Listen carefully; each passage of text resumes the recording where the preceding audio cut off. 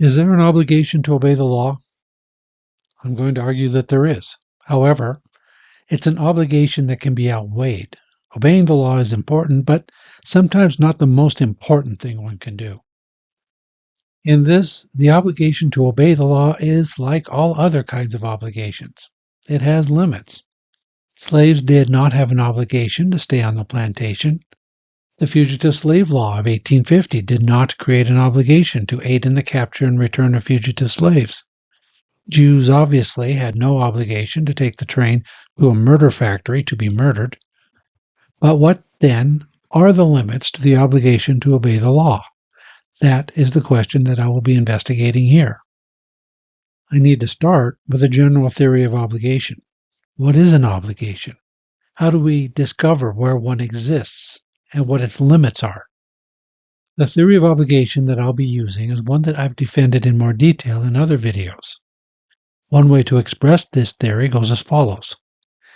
To have an obligation to do something is for it to be the case that people generally have reasons to promote a universal aversion to failing to do such a thing by condemning those who fail.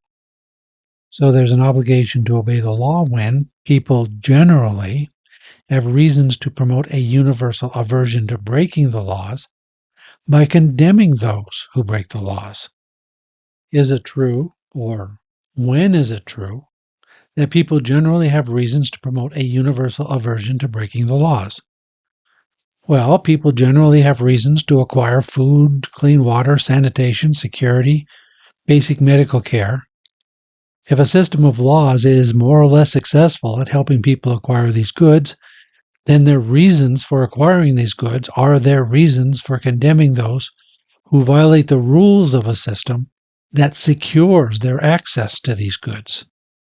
Note that I said that the obligation to obey the law is contingent. It's contingent on the fact that the law basically helps people to secure access to food, clean water, security, and the like, things that people generally have reasons to acquire. Which means that if a system of laws is destructive of these ends, then people will lack reasons to condemn those who violate the rules.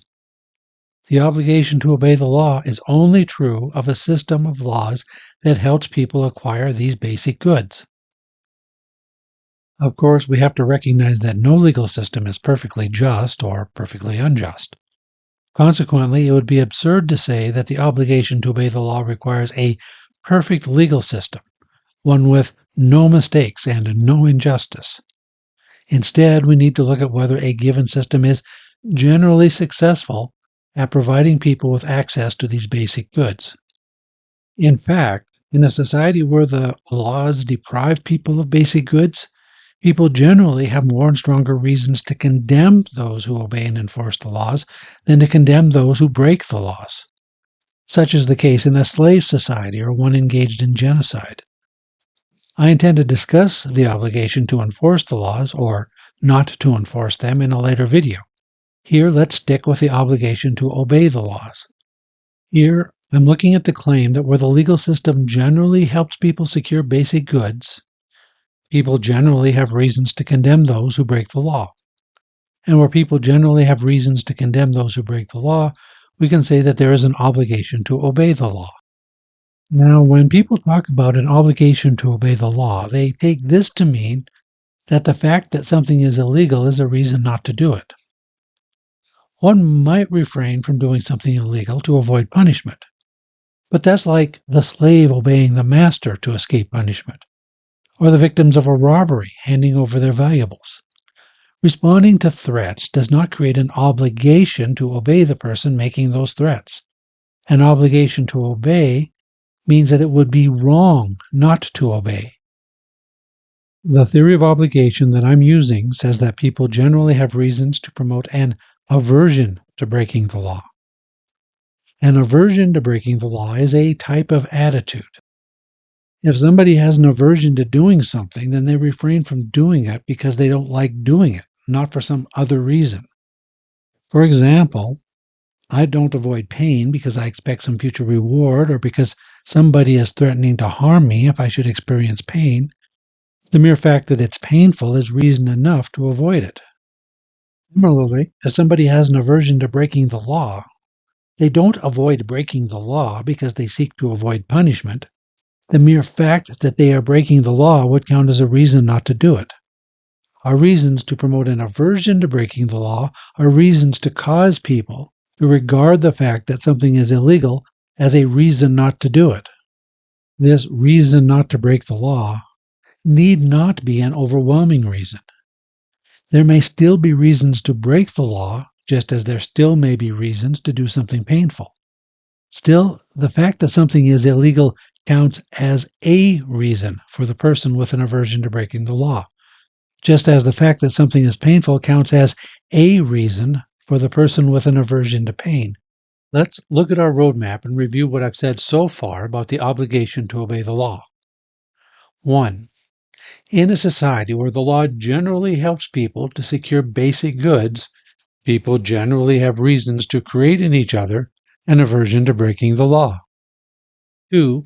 Somebody with an aversion to breaking the law will refrain from an action because it is illegal, because it counts as breaking the law. This counts as a reason not to perform that action. 3.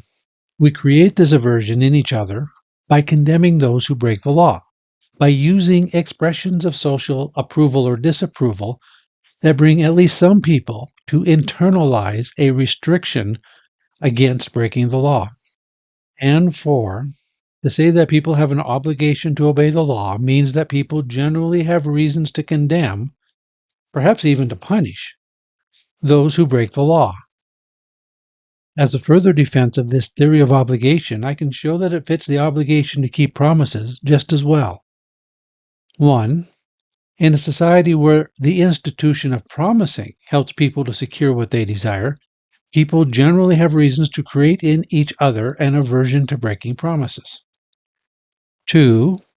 Somebody with an aversion to breaking a promise will refrain from an action because one would be breaking a promise. This counts as a reason not to perform an action.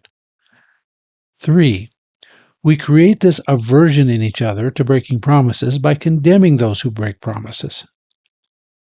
And 4, to say that people have an obligation to keep their promises means that people generally have reasons to condemn and perhaps even to punish those who break promises. Here, a critic might protest that we only have an obligation to keep promises because we voluntarily enter into our promises. We have to do something that counts as making a promise before we have an obligation to keep our promises. But there's no similar act by which we promise to obey the law. It's true that some type of action is required, the making of a promise, before one has an obligation to keep a promise.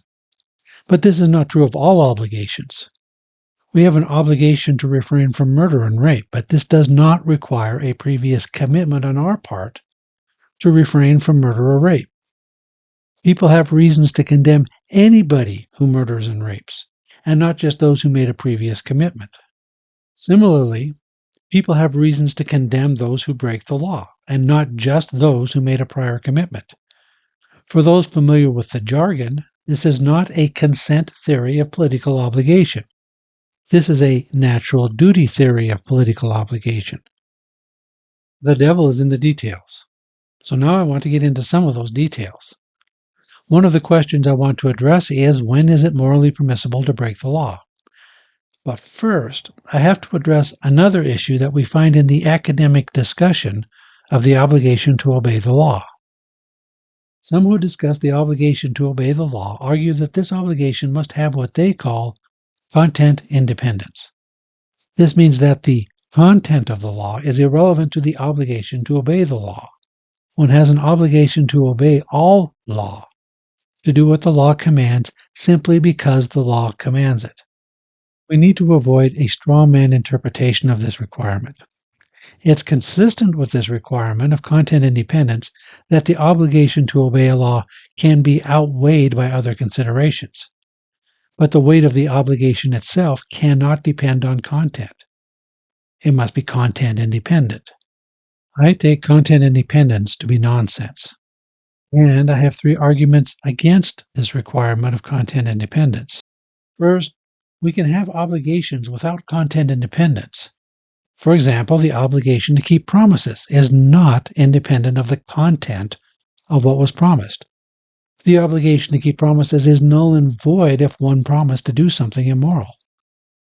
Furthermore, our obligation to keep promises is made sensitive to certain facts. One key fact is how important keeping the promise is to the person to whom the promise is made. If one has made a trivial promise, for example, to meet somebody for lunch, one can break this promise on the grounds that the day's just getting away from me and I could really use the time to complete some errands. Whereas this would not allow one to break a promise at the last minute to take one's friend to the airport. My second objection is that content independence violates the very idea of what it means to say that something is wrong. To say that something is wrong is to say that people ought not to do such a thing. It doesn't mean that one ought not to do such a thing unless the law says to do it. Third, and most telling, is that it is obviously the case that the content of the law informs the seriousness of our obligation. If your child is injured and you must get the child to the hospital, there are some laws that you can break and some you cannot. Some laws are trivial and some are not. If the content of the law can influence the weight of our obligation, then the content of some laws can have a weight that is near zero. To be fair, there's a worry that motivates this concern with content independence that shouldn't be ignored. If each person thought that they could choose which laws to obey and which they can ignore based on their own personal moral sentiments, then this would lead to chaos, which would seriously undermine the function of the legal system. Ultimately, it could destroy the legal system entirely. In response to this chaos objection, I want to first point out that the person making this objection is using, not defeating, the principles on which an obligation to obey the law is built. That foundation looks at whether people generally have reasons to condemn those who violate the laws. The chaos objection is an argument that aims to show that people generally have reasons to condemn those who break all laws regardless of content. These reasons are grounded in the desire-thwarting chaos that would result from each person deciding for themselves what the law requires of them, and feeling free to violate any law that conflicts with their personal moral beliefs. This would be a sound objection if it were true that condemning those who break all laws is important for avoiding desire-thwarting chaos. However, there are reasons to doubt this. As I hinted at above concerning the parent who needs to get their child to the hospital, we allow people to choose which laws to obey and which to violate in an emergency. We can ask all sorts of questions about where to draw this line. But the fact that people may disagree does not produce a level of chaos that commands obeying all laws regardless of content. My second response to the chaos objection is that we can avoid a lot of the chaos by adopting a rule other than content independence. A possible rule is to require a strong presumption in favor of obeying the law. This presumption is like presuming that the accused is innocent unless proven guilty, and is justified on the same grounds. It helps to prevent error. Martin Luther King, in his 4 Steps to Direct Action, had as his first step an obligation to determine if injustice is actually taking place. King was well aware of the tendency to see injustice where there was none, the way that segregationists saw injustice in prohibiting segregation, and slave owners saw injustice in taking away their property. Similarly, the Declaration of Independence includes what it called the self-evident truth that governments ought not to be changed for light or transient reasons, but when a long train of abuses and usurpations evinces a design to reduce them under absolute despotism, it is their right, it is their duty to throw off such government and to provide new guards for their future security. This will not eliminate all chaos, but we must remember that perfection is an ideal. And besides, this system doesn't need to work perfectly, just better than the alternative. History has provided us with thousands of years of evidence of exploitation, abuse, suffering, injury, and death that can be attributed to the unquestioned obedience to those who make laws. A lot of that suffering and death could have been avoided if people had thought that not abusing, exploiting, and killing others was more important than obeying the sovereign. As a final point, I don't think that we can rule out the influence that the historic context of this discussion still has on how we think about things. Until very recently, societies were dominated by the view that subjects had a duty of unquestioned obedience to the sovereign. It's not difficult to understand how sovereigns would like this principle.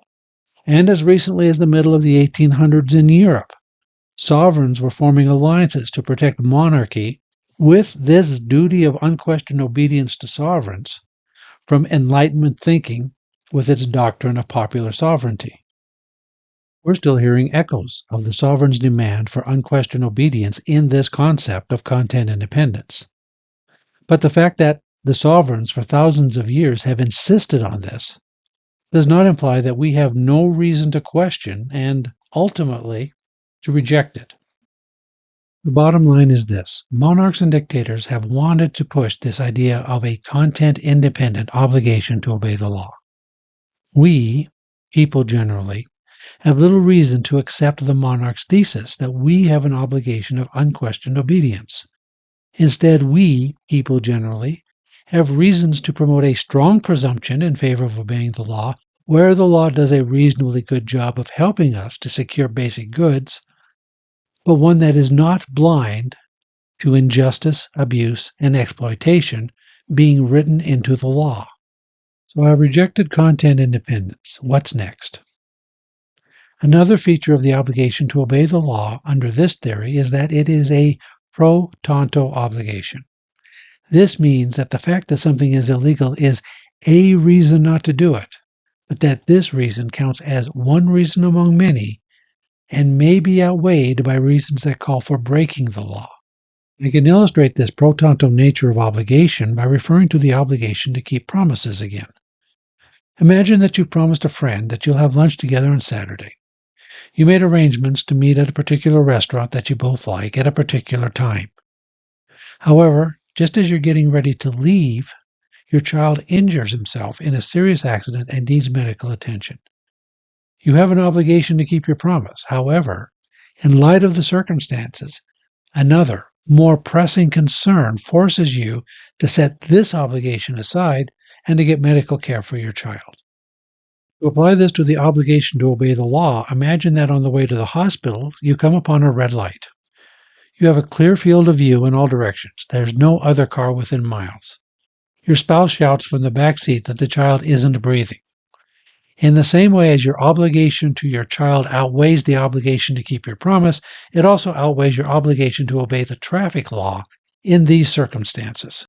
This fact, that an obligation can be outweighed in certain circumstances, is what is captured by the idea of an obligation as a pro-tanto requirement and not as an absolute. When we combine the content dependence of the obligation to obey the law with its pro-tanto status, we acquire the possibility of civil disobedience. As I argued above, there is a presumption in favor of the legitimacy of all laws. However, in many cases, this presumption can be so quickly overcome that it would be an exaggeration to say that this requirement is a burden. Content dependence means that proving that a law is unjust proves that the obligation to obey the law is weak. In fact, the obligation can be so weak that we can be tempted to hold that an unjust law is no law at all, if we mean by this that an unjust law comes with little, if any, obligation to do what the law requires. Consequently, the obligation to obey the law that required that blacks sit at the back of the bus was so insignificant so as to be easily outweighed by the obligation to remove injustice from the law. In fact, it could be outweighed by the fact that one was tired and didn't want to go to the back of the bus. It's not always the case that the law that one is protesting is one where one can communicate their objections by violating that very law. However, there are other trivial laws where the obligation to obey them is weak enough that it can be overcome by a greater concern, such as a concern with justice. Laws against nonviolent trespass that are violated when one takes part in a nonviolent sit-in would be an example, whereas laws against vandalism, looting, arson, assault, rape, and murder are decidedly less trivial. So in summary, if you're living in a society where the legal system generally aids people in securing basic goods such as food, clean water, shelter, sanitation, security, basic medical care, and the like, then you're living in a society where people generally have reasons to promote an aversion to violating the laws by condemning those who violate the laws. This means creating people for whom the mere fact that something is illegal will provide them with a reason not to do it. With such an aversion, the system that aids us in securing basic goods is protected. This obligation to obey the law is a content-dependent pro-tanto obligation. This means that, depending on the content of the law, the obligation to obey the law may be weaker or stronger. We have reasons to make our aversion weaker when it comes to violating trivial laws that contribute little to people generally securing basic goods, and stronger when it comes to violating more serious laws. This obligation to obey the law becomes weak to the point of non-existence when those laws not only fail to contribute to securing basic goods, but rob people of basic goods or submit them to abuse, exploitation, or other injustices. It would, of course, be dangerous to have people think that they can pick and choose which laws to obey and which to ignore. And people are clearly prone to lie, even to themselves, and see as unjust laws that actually deprive them of an opportunity to abuse and exploit others. So, we have reasons to require a strong presumption in favor of the law, and even to require that people present their case to an impartial tribunal, the voters, to get a verdict. Still, there are clear and obvious examples where there is sufficient evidence to overcome this presumption, and the jury of voters is not impartial, where direct action can be justified. There's another question related to this obligation to obey the law that tends to get too little attention. This concerns the obligation to enforce the law. When and under what circumstances are the police, public officials, or judges morally required to or morally prohibited from applying the law as written? Can a person be morally obligated to treat another unjustly? That will be the topic of a future video. I hope that you'll join me.